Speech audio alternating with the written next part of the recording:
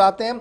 बात जरा समाजी राब्ता साइट्स की करते हैं। ट्विटर और यूट्यूब, ये दो ऐसी राब्ता साइटें हैं जहां पर इंसान लाखों और करोड़ों लोगों तक एक साथ में चला जाता है। यानी आपने कोई वीडियो अपलोड कर दिया तो आप देख सकते हैं कि दुनिया भर के अंदर उस वीडियो की धूम मच जाती है। या आपने कोई ट्वीट किया और ट्वीट कहां कहां पर जा रहा है और किस तरीके से लोग वहां पर रिएक्ट करते हैं वो आपके सामने है।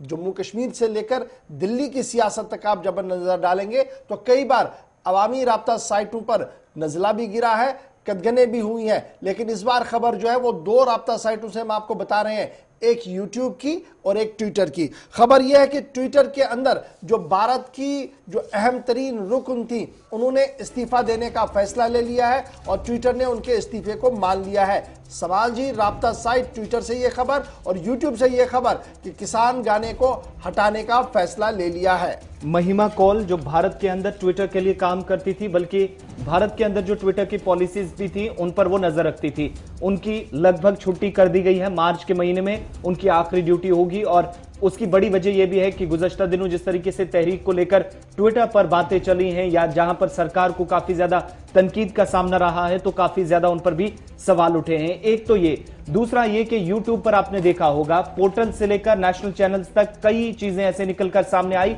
जहां पर इस तहरीक से जुड़े कई लोगों ने गाने लिखे, कई लोगों की तरफ से नए सॉन्ग्स तैयार किए गए और उनमें ऐसे ऐसे अल्फाज इस्तेमाल किए गए हैं जो ट्विटर और यूट्यूब की पॉलिसीज के खिलाफ माना जाता है। जहां पर बहुत सारी चीजें थी कि माहौल भी खराब हो सकता है। माहौल कैसे खराब हो सकता है?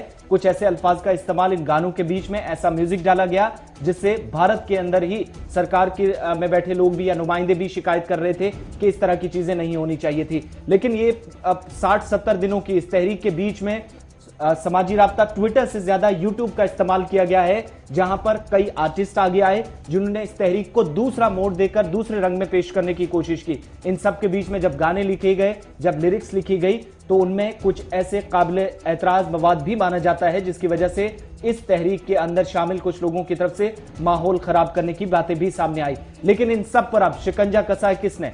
ट्विटर ने अपनी जगह, जहां पर भारत के अंदर बहुत बड़ी जिम्मेदारी महिमा कौल के पास थी, उनकी जिम्मेदारी खत्म हो रही है। और दूसरी तरफ यूट्यूब ने भी ऐसे तमाम अकाउंट्स पर पाबंदी का, बल्कि अकाउंट्स पर नहीं, ऐसे गानों के ऊपर पाबंदी लगाने का फैसला कर लिया है जहां पर कम से कम उन म्यूजिक्स को, उन साउंड्स को, उन गानों को रोका जा सके जो तहरीक के नाम पर चलाए जाते हैं। लेकिन इससे माहौल न सिर्फ मुल्क के अंदर, मुल्क के बाहर भी खराब होने के आसार नजर आते हैं। और इस सिलसिले में दो बड़ी समाजी राब्ता साइट्स, एक तरफ ट्विटर और दूसरी तरफ यूट्यूब, अहम इकदाम करने जा रहा है और पॉलिसी जिस तरीके से मुल्क के अंदर थी उसमें आने वाले कुछ दिनों के अंदर मजीद तब्दीली देखी जा सकती है।